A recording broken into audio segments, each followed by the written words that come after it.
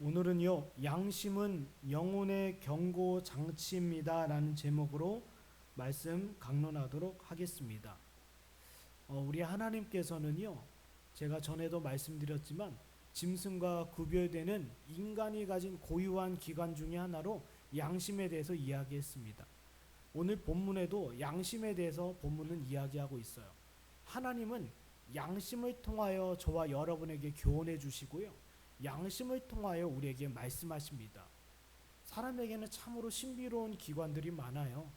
마음 가운데 양심이 있고, 그리고 자유의지가 있고, 그리고 이해력이 있습니다.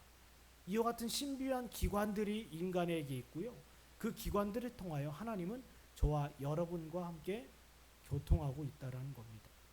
그리고 그 중에 오늘 본문에서는 특별히 양심에 대해서 생각해 보려고 합니다. 양심은 하나님께서 우리에게 주신 일종의 경고 장치와 같아요. 우리가 자동차를 운전하다가 이렇게 후진을 하다 보면 뒤에서 계속 경고음이 있지 않습니까? 거리에 따라 경고음의 패턴이 바뀌지 않습니까? 그런 것처럼 신자든 비신자든 모두에게나 인간에게나 있는 기관 중에 하나가 바로 양심입니다. 우리 한번 말씀 한번 찾아볼까요? 로마서 2장입니다.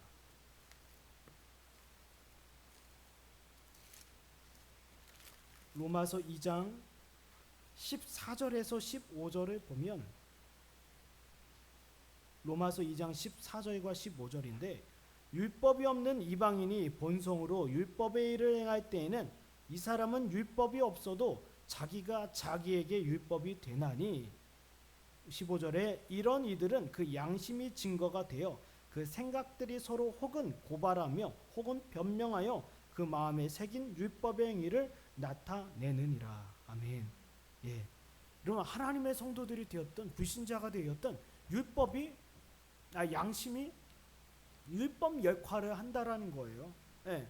어떤 우리가 잘못을 저질렀을 때 양심이 우리 안에서 계속 울립니다. 당신이 지금 잘못된 길로 가고 있습니다. 당신이 지금 그릇된 길로 가고 있습니다. 위험합니다라고 계속 경고음을 울려요. 예.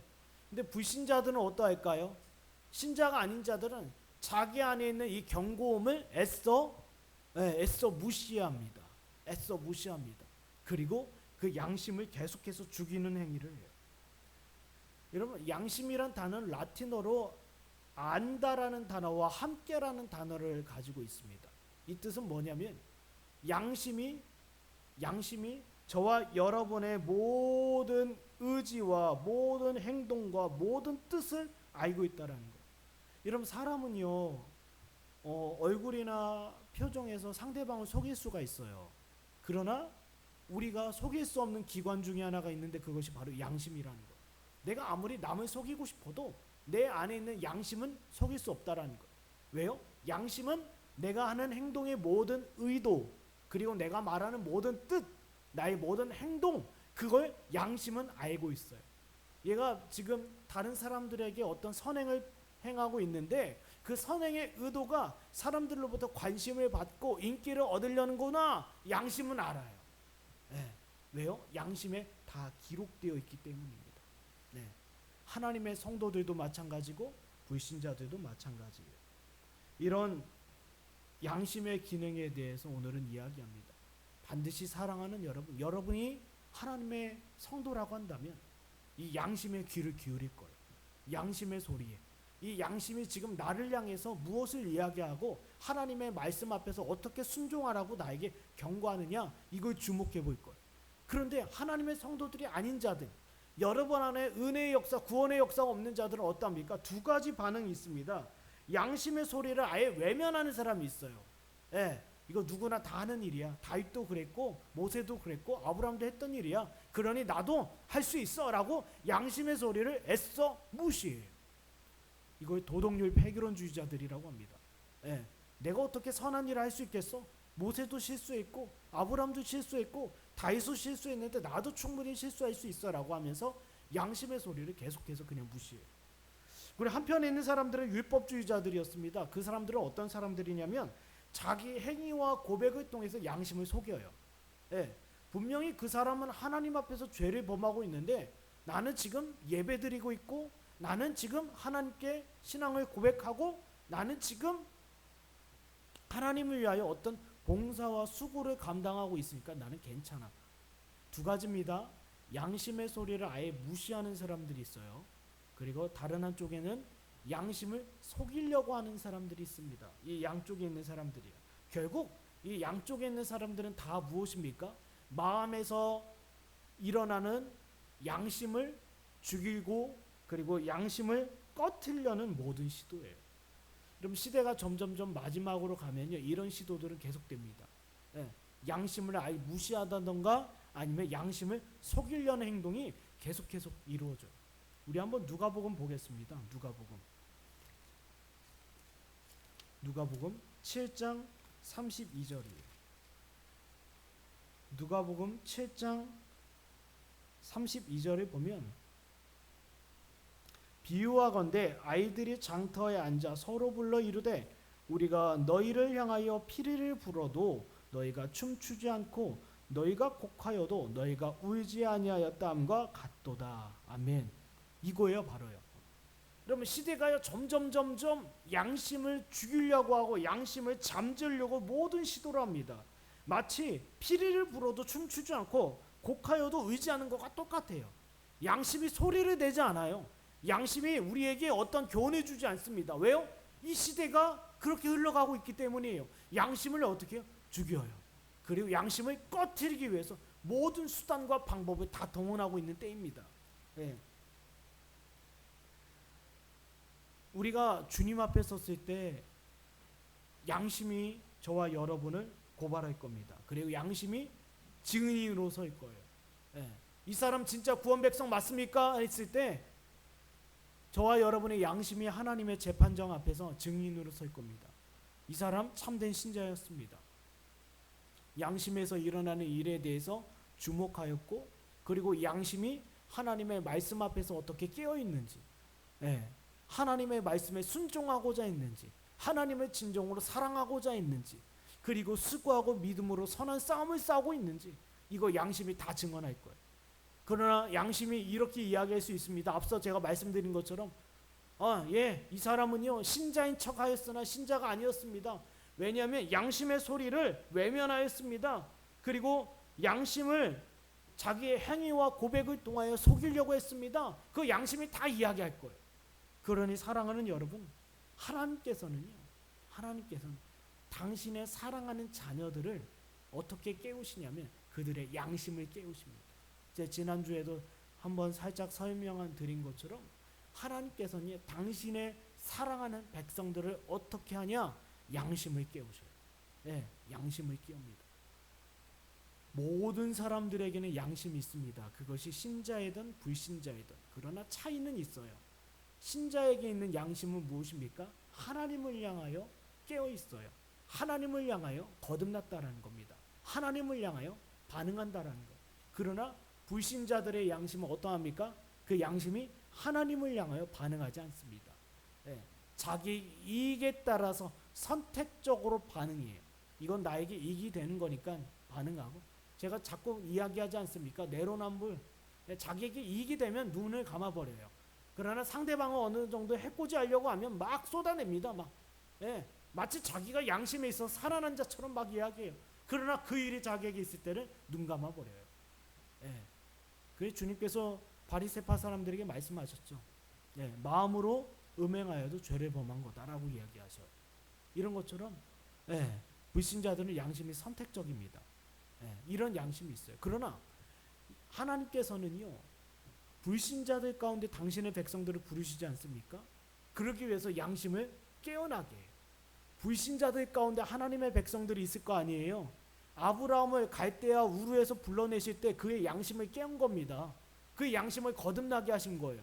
마찬가지입니다. 불신자들을 당신의 백성으로 부르실 때도 양심을 깨어나게 하고, 당신의 신자들 중에 양심이 잠들어 있는 자들이 있다고 한다면 그런 자들도 깨우는 것이 주님의 사역이라는 거예요. 하나님의 성도들도요 양심이 잠잘 수가 있어요. 그래서 거의 불신자처럼 행동할 때가 있습니다. 거의. 여러분 다윗의 한 행동을 보십시오. 우리아의 아내를 취하였습니다. 그거 하나님의 백성으로서 가당한 일이었겠습니까? 가당한 일이 아니었어요. 양심이 잠자는 자는 어떠합니까? 거의 불신자처럼 행동할 수도 있어요. 저와 여러분이. 그런데 하나님께서는 나단 선지자를 보내어 다윗의 양심을 깨운 거예요. 마찬가지입니다. 오늘 잠들어 있는 요나의 양심을 주님께서 깨우는 거예요. 하나님의 백성들의 양심이 잠들 수 있기 때문에 깨우는 겁니다. 그리고 불신자들 중에서 당신의 백성들을 부르실 때도 그들의 양심을 거듭나게 하는 거예요. 이것이 주님의 사역입니다. 그렇다면 우리 본문 11절에서 13절까지 한번 읽어보도록 하겠습니다. 본문 11절에서 13절까지입니다. 함께 읽겠습니다. 시작.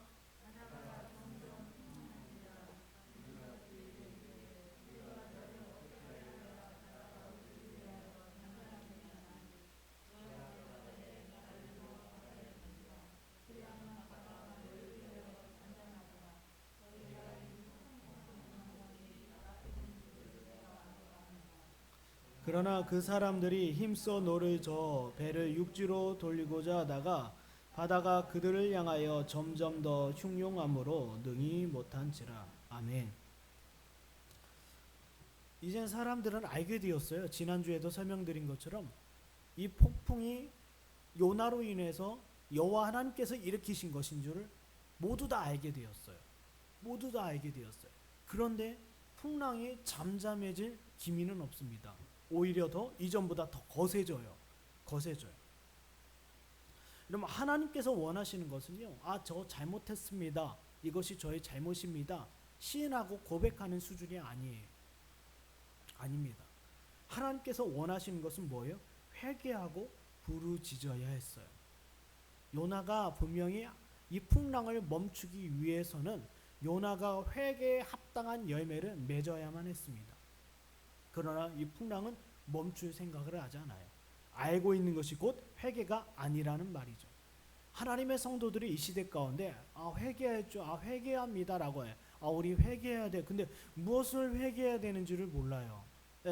그리고 우리가 회개에 대해서만 알고만 있을 뿐이지 그걸 자기의 삶 가운데로 양심의 문제로 끌어오지는 않습니다. 왜요? 이 끌어오는 일 자체가 괴로운 일이기 때문이에요.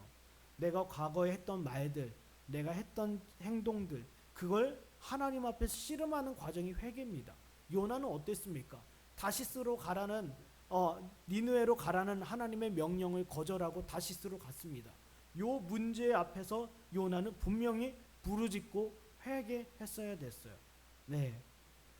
근데 선원들이 이렇게 이야기합니다. 요나를 향해서, 회개하지 아니하는 요나를 향해서, 우리가 어떻게 해야 구원을 받습니까? 우리가 사도행전에서도 볼 때 이방인들이요, 복음을 받고 구할 때 다 이런 반응, 똑같은 반응이에요. 아십니까? 고넬료도 그랬고요, 부자 청년도 그랬고요, 성경에 보면요 니고데모도 그랬고요. 우리가 무엇을 해야 합니까? 사도행전 2장에 보면 사도 베드로의 설교를 들은 사람들이 이제 우리가 무엇을 해야 합니까? 라고 소리 지르기 시작해요. 이 사람 배 선원들이, 하나님의 백성이라 이름하는 요나가 깨어난 것이 아니라 이방인들이 먼저 깨어나기 시작한 겁니다. 그러자 요나가 이야기합니다. 구원의 방법이죠. 구원의 방법. 너희들이 구원받고자 하느냐? 그럼 나를 바다로 던져라. 바다에 던져라. 나를 들어 바다에 던져라 라고 이야기해요. 이것이 그들이 살 수 있는 방법입니다. 근데 사람이 이성적으로 산 사람을 바다에 던질 수는 없었겠죠. 그래서 그 말을 바로 이행하지는 못합니다. 대신 배에 있던 선원들은 노를 힘껏 저어서 배를 육지로 돌리고자 하였어요. 그러나 여기 본문을 보면 어떤 상황이 벌어집니까? 오히려 이전보다 더 풍랑이 더 거세졌어. 이제 거의 배가 깨지게 되었다라는 겁니다. 그럼 이걸 통해서 우리가 좀 알 수 있는 교훈이 몇 가지가 있는데, 그중 한 가지가요, 사람의 수고와 노력으로 풍랑을 잠잠하게 할 수 없다라는 거예요. 지금 우리가 이제 장마전선이 올라오고 태풍이 올라오는데 아무리 과학기술이 발전된다 하더라도 그걸 멈출 수는 없어요. 마찬가지입니다. 하나님께서 일으키신 이 폭풍, 우리가 멈출 수는 없어요. 사람들이 배를 가볍게 하고 노를 힘써 저 바다 가운데, 이 바다에서부터 이 육지로 방향을 틀고자 하여도 할 수가 없어요. 하나님께서 일으키신 거기 때문입니다. 마찬가지입니다. 여러분, 저와 여러분이 잠자고 있다라고 한다면 하나님께서는 말씀을 통하여 양심을 깨우십니다. 그리고 양심 가운데 폭풍을 일으키십니다. 네가 하는 결정과 네가 생각하는 태도와 너의 모든 것 옳은 거냐라고요.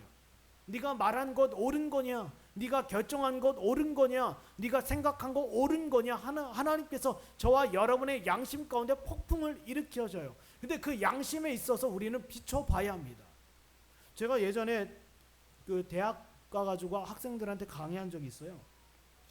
강의를 하는데 학생들이 이렇게 물어봅니다. 목사님, 술 마셔야 합니까? 담배 피워야 됩니까? 이거 담배 핀다고 구원 못 받는 거 아닙니까? 뭐 이런 질문이에요. 여러분도 이런 질문 많이 들어보셨을 거예요. 근데 제가 이야기했습니다. 여러분이 진정으로 하나님의 백성이라 한다면 여러분 양심에게 물어보십시오라고요. 네, 양심에게 물어보십시오. 당신이 하고 있는 행동이 있어서 당신이 하나님 앞에서 책임질 수 있으면 하십시오, 이거예요. 여러분이 어떤 행동과 결과에 있어서 양심에 한번 물어보십시오. 그러나 그 양심이 동의한다면 괜찮은 일이에요. 그러나 그 양심이 거리낀다면 하나님께서 주시는 폭풍우예요. 경고입니다. 너 지금 잘못 가고 있어. 네. 제가 이 말은요 분명히 하나님의 백성들에게만 해당되는 일이에요. 목사님, 저는요 술을 마셔도 담배를 펴도 주의 성수를 어겨도 제 양심은 잠잠합니다. 그건 곧 뭡니까? 그 사람이 하나님의 백성이 아니라는 거죠. 네. 너희는 하나님의 성전이 된 것과 하나님의 성령이 너희 안에 거하시는 것을 너희가 알지 못하느냐라는 말이 마음 가운데 새겨졌다면 자기의 육신을 불법의 도구로 사용하지 않았을 거죠. 네. 마찬가지입니다. 여러분 마음 가운데 일으키는 양심의 폭풍은 하나님께서 일으키시는 거예요. 우리가 어거지로 잠재우려고 시도해도요, 당신의 백성들을 향한 하나님의 경고의 메시지는 양심을 향하여 쏟아지고 있기 때문에 우리는 그걸 피하려고 해도, 잠잠케 하려 해도 할 수가 없어요. 왜요? 하나님께서 당신의 백성을 향한 사랑이기 때문에. 네. 우리 한번 말씀 또 찾아보겠습니다. 로마서 5장 5절이에요. 우리가 지금 두 구절을 찾아볼 텐데 로마서 5장 5절을 보면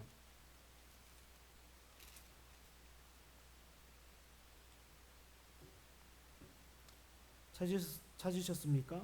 로마서 5장 5절에 보면 소망이 우리를 부끄럽게 하지 아니함은 우리에게 주신 성령으로 말미암아 하나님의 사랑이 우리 마음에 부음받음이니. 네, 하나님의 사랑이 어디에 있다라고요? 우리 육신에요? 아닙니다. 우리 마음에 하나님의 사랑이 부음받았다라고 얘기해요. 우리 계시록 한번 찾아보겠습니다. 계시록 3장 19절. 우리 좀 뒤로 가서요. 계시록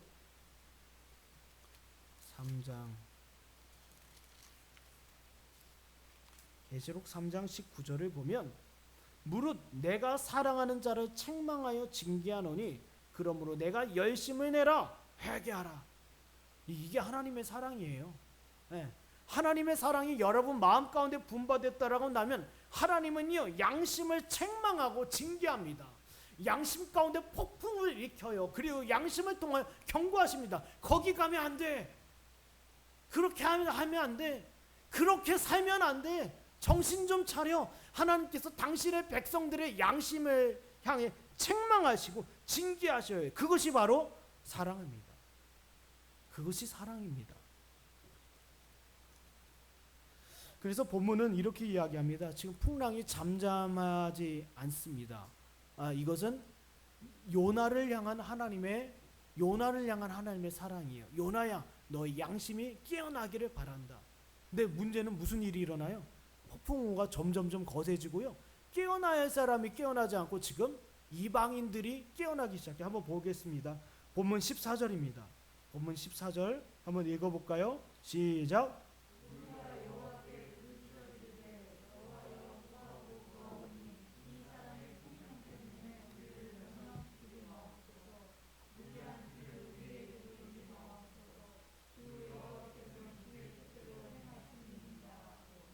네. 여러분 오늘 본문에는요 불신자들의 양심이 거듭나는 장면이 나와 있고요. 불신자들의 양심이 깨어나는 장면이 나와 있고요. 하나님의 성도가 깨어나는 장면이 나와 있는 거예요. 근데 보세요. 근데 하나님의 성도들이 먼저 깨어나면 좋을 것 같은데, 요나가 먼저 깨어나면 좋을 것 같은데 지금 복음과 전혀 관계없었던 외인된 자들의 양심이 깨어나기 시작합니다. 그리고 한 목소리로 하나님께 부르짖으며 구하기 시작해요. 네. 우리가 요나서 1장 5절을 볼까요? 요나서 1장 5절을 보면 보십시오. 사공들이 두려워하여 각각 자기의 신을 부르고, 여러분 이전에는요 자신들이 섬기던 신을 부르고 있었어요. 그리고 이 배를 가볍게 하려고 여러 가지 막 방법과 수단을 동원하고 있었어요. 그렇죠? 그러나 그 신들이 자신들을 향해서 응답할 수 있습니까? 지금 이 선원들은요 요나를 통해서 이 폭풍우가 이스라엘의 하나님 분명히 지정합니다. 여호와라고 이야기해요. 여호와라는 그 이름은 이스라엘의 하나님이에요. 이스라엘 하나님을 지칭합니다. 자신들이 섬기는 신과 다른 신을 이야기해요. 근데 이제는 사람들이 어떻습니까? 응답도 못하고 이 풍랑을 잠잠하지 못하고 자신들을 구원하지 못할 거짓된 신들을 향하여 구하는 것이 아니라, 그리고 다른 방법과 다른 수단을 동원하는 것이 아니라 배를 가볍게 하거나 배를 힘써 저 육지로 대려는 이런 행동 다 내려놔요. 행동도 내려놓고 자신들이 의지하였던 신의 이름들도 버리고 이제는 자신들의 구원을 위하여 누구를 향해서 갈망합니까? 간구합니까? 여호와 하나님을 향하여 간구하는 거예요. 여러분 하나님의 계획은요 니느웨 백성들에게만 있었던 것이 아니라 여기 요나와 함께하고 있었던 이방인들의 회심을 하나님께서 또한 작정해 놓고 계셨던 거예요. 놀라우신 하나님입니다. 요나의 반역을 통해서도 이렇게 선을 이루시는 분이셔요. 그분이 하나님이십니다. 네, 그분이 하나님이신데 보세요. 이 이방인들이 어떻게 기도하냐면요. 14절에 다시 보면요. 이 사람의 생명 때문에 우리를 멸망시키지 마옵소서. 무죄한 피를 우리에게 돌리지 마옵소서. 주 여호와께서는 주의 뜻대로 행하십니다 하고. 이게 무슨 뜻이냐면 하나님께서 지금 일으키시는 풍랑과 폭풍 곧 하나님의 공의롭고 합당한 이 심판 정당하다라는 거예요. 지금 이거 지금 풍랑 일어난 게 억울하다라고 이야기 안 해요. 하나님 지금 우리 억울합니다. 이 요나 때문에 우리가 지금 어려움을 겪고 있어요 라고 얘기 안 해요. 그 이야기 안 합니다. 지금 하나님께서 하시는 일은 정당하고 공의롭고 합당합니다라고 얘기해요. 그러나 하나님 우리를 기억하사 긍휼을 베풀어 주십시오. 여러분 이런 기도는요 아무나 할 수 없습니다. 하나님의 성도들만 할 수 있는 기도예요. 하박국서 3장 2절을 보겠습니다. 하박국서 3장 2절입니다. 찾으셨나요? 여기 3장 2절. 여호와여 내가 주께 대한 소문을 듣고 놀랐나이다. 여호와여 주는 주의 일을 이 수년 내에 부응하게 하옵소서. 이 수년 내에 나타내시옵소서. 진노 중이라도 긍휼을 잊지 마옵소서. 뭐라고 되어 있습니까? 예 하나님 당신의 공의로운 뜻에 따라 합당한 진노와 합당한 형벌을 내리십시오라고 분명히 이야기해요. 여러분 하박국 선지자의 기도 중에요 우리가 가끔 찬양도 부르지 않습니까? 부흥 찬양도 부르잖아요. 그 부흥이 뭡니까? 부흥이 뭐예요? 사람들이 많이 모이는 겁니까? 아니에요. 그건 부흥이 아니에요. 부흥은 하나님의 뜻이 이 자리 가운데 실현되는 것이 부흥이에요. 심판할 자들에게 심판이 내리고 구원할 자들에게 구원이 임하는 것, 이게 부흥입니다. 하박국 선지자는 그걸 기도하는 거예요. 하나님 당신의 공의롭고 정당한 심판을 내려주십시오라고요. 그러나 뭐라고 또 기도합니까? 진노 중이라도 긍휼을 잊지 마옵소서라고요. 이게 요나와 함께했던 선원들의 기도입니다. 하나님 그 진노를 쏟아 부어 주십시오. 당신의 뜻이 실현되길 원합니다. 그러나 우리를 좀 기억해 주십시오. 우리에게 불쌍히 여기사 우리에게 긍휼을 더하여 주십시오라고 이야기합니다. 이들의 기도가 진정성이 있었던 이유는요 이들이 마침내 요나를 들어서 바다에 던집니다. 그들은 생각했을 거예요. 아니 요나를 던진다고 해서 어떻게 풍랑이 잠잠해질까? 어떻게 산 사람을 던질 수 있을까? 근데 그 사람들이 여호와께 부르짖는 가운데 요나의 말이 믿어지는 거예요. 왜요? 요나는 선지자였거든요. 여호와 하나님의 선지자였거든요. 요나의 말에는 곧 하나님의 메시지가 있었거든요. 그래서 그들은 어땠습니까? 요나의 말을 의지하여 그들을 구원할 수 있는 유일한 방법인 요나를 던지는 거예요. 누구를 의지함으로? 하나님을 의지함으로. 보세요. 선원들은요, 이 풍랑이 요나의 죄로 말미암아 시작됐다라는 걸 알아요. 그리고 하나님의 공의로운 하나님의 진노와 심판도 인정하고 있어요. 그러면 이 심판을 잠재우기 위해서 요나가 일러주었습니다. 나를 들어 바다로 던져라. 그들은 어떠합니까? 하나님의 심판에 대한 믿음을 통해서 무엇 또 어떤 믿음을 가져요? 구원의 방법이 이 길밖에는 없구나. 그래서 요나를 던지는 거예요. 그러자마자 본문 15절과 16절을 보면 잠잠해집니다. 한번 읽어볼까요? 15절과 16절입니다. 15절과 16절 읽겠습니다. 시작. 요나를 들어 바다에 던짐에 바다가 뛰노는 것이 곧 그친지라. 그 사람들이 여호와를 크게 두려워하여 여호와께 제물을 드리고 서원을 하였더라. 예. 지금 요나와 함께하고 있었던 선원들의 양심이 어떻게 깨어납니까? 자신들이 섬기던 신들을 버리고 이제는 요나가 섬겼던 여호와 하나님을 섬기기 시작해요. 그리고 보세요. 양심이 깨어난 자들의 특징은요, 이제는 어떠합니까? 양심이 일어난 자들의 특징은 이제는 하나님을 경외합니다. 하나님을 경외합니다. 이들이 지금 제물을 드리고 선을 하였다는 것은 신앙 고백이에요. 참된 신앙 고백입니다. 우리에게는 참신이 오직 여호와 하나님이십니다라는 고백이에요. 예. 사랑하는 여러분, 여기서 우리가 좀 알 수 있는 교훈이 있는데요. 하나님께서 양심 가운데 풍랑을 일으키시고 폭풍을 일으키십니다. 그러나 이 폭풍과 풍랑을 쉽게 거두어 가시진 않아요. 우리가 조금 기도했다, 조금 눈물을 뿌렸다 해서 하나님께서는요, 이 풍랑을 거두어 가시지 않습니다. 언제까지요? 저와 여러분에게서 그 진정성을 확인할 때까지. 사람이 어려움이 와서 잠깐 그 위기를 모면하기 위해서 하나님을 찾을 수가 있어요. 그렇죠? 잠깐 지금 내가 어려우니까 하나님께 기도해 봐야지. 어려움이 없다면, 그 어려움이 지나가면 하나님께 기도하지 않아요. 구하지 않아요.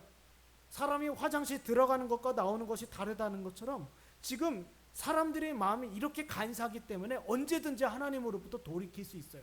그래서 하나님께서는 저와 여러분 마음 가운데 풍랑을 일으키시고 가책을 주시고 책망하실 때 어느 정도 기다려 주셔요. 왜요? 저와 여러분의 고백과 회개와 기도가 진정한 죄를. 여러분, 마가복음 7장에 보면 수로보닉의 여인이 나옵니다. 그런데 주님께서 수로보닉의 여인을 향하여 뭐라고 합니까? 자녀들의 떡을 취하여 개들에게 주는 것이 마땅치 않다라고 말씀하시면서 수로보닉의 여인을 개 취급했어요. 근데 수로보닉의 여인에게 왜 이런 취급을 한 줄 아십니까? 물론 두 가지인데 두 번째 이유를 살펴보면요.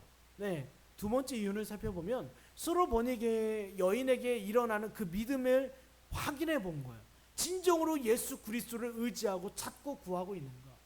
자신의 딸이 지금 귀신 들렸는데 진정으로 예수 그리스도라고 한다면 이를 고칠 수 있는가? 그걸 주님께서는 시험해 보신 거예요.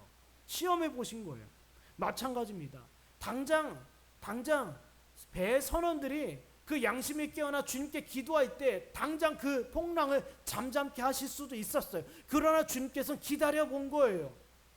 요나를 바다에 던지기까지 기다려 본 겁니다. 이들이 진정으로 구원의 방법인 요나를 던지는 것을 의지하고 있는가? 이러면 이 요나 사건을 나중에 예수님이 자기에게 빗대지 않습니까? 그렇죠? 요나 사건을, 이 사건을 요나가 바다에 던져지는 이 사건, 던져졌다가 그 고래 뱃속에 있다가 나오는 이 사건을 자신에 비유하지 않습니까? 마찬가지예요. 저와 여러분이 진정으로 양심이 깨어난다라고 한다면 누구를 의지하는 거예요? 지금 배 선원들이 요나를 의지한 것처럼 하나님의 성도들은 예수 그리스도를 의지한다라는 거예요. 지금 배에 있던 요나를 던진 것은 뭐예요? 요나를 의지한다라는 거예요. 저와 여러분은 양심이 깨어나야 합니다. 깨어난 자들은 반드시 그리스도를 의지할 수밖에 없고 진정성은 거기에서 나타날 수밖에 없는 거예요. 얼마까지 예수 그리스도를 인정하는가, 의지하는가. 풍랑을 쉽게 걷어주시지 않습니다. 고난을 쉽게 걷어주시지 않아요. 얼마나 하나님의 아들인 예수 그리스도를 의지하는가, 그걸 주목하고 살펴보신다라는 거예요. 그렇다면 우리 한번 좀 교환해 보겠습니다. 하나님께서는 양심을 깨우시고 양심을 통해서 저와 여러분에게 경고하십니다. 그러면 이 양심은 과연 양심이 하는 일이 뭔가 네 가지로 좀 생각해 보면 좋을 것 같아요. 이런 먼저요. 양심은요.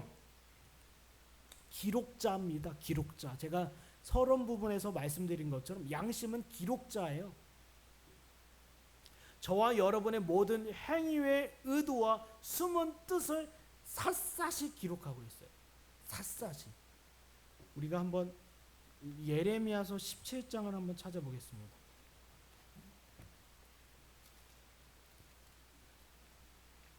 예레미야 17장 1절입니다. 유다의 죄는 금강석 끝 철필로 기록되되 그들의 마음판과 그들의 제단불에 새겨졌거늘. 이거 뭘 얘기합니까? 그 양심을 이야기해요. 양심. 양심은요, 저와 여러분의 마음의 숨은 뜻과 의도를 다 기록해요. 그리고 양심의 또 다른 역할은 기록된 것을 근거로 증인이 됩니다. 증인이요. 제가 앞서 말씀드렸죠. 저희가 하나님의 심판대 앞에 섰을 때 하나님은 양심을 부르십니다. 그리고 양심이 저와 여러분의 모든 것을 다 증언해요. 예, 다 증언합니다. 이 사람이 이렇게 했습니다. 저렇게 했습니다. 저런 삶을 살았습니다. 이런 삶을 살았습니다. 라고 양심이 다 고발하며 증인으로 섭니다. 그리고요, 양심은요, 고소자입니다. 고소자예요. 저와 여러분이 고발하고 고소합니다. 보세요. 근데 고발하고 고소할 때 특징이 있어요. 여러분, 양심은요, 저와 여러분의 안에서요, 이 심령 안에서 고발하고 고소하는데 하나님의 성도들과 그리고 하나님의 성도들이 아닌 자는 뚜렷하게 구별됩니다. 하나님의 성도들이 아닌 자들은요, 제가 앞서 말씀드린 것처럼 양심이 선택적이에요. 하나님의 말씀에 대해서, 하나님의 계명에 대해서 제가 지난 주일에 말씀드렸습니다. 선한 것은 무엇입니까?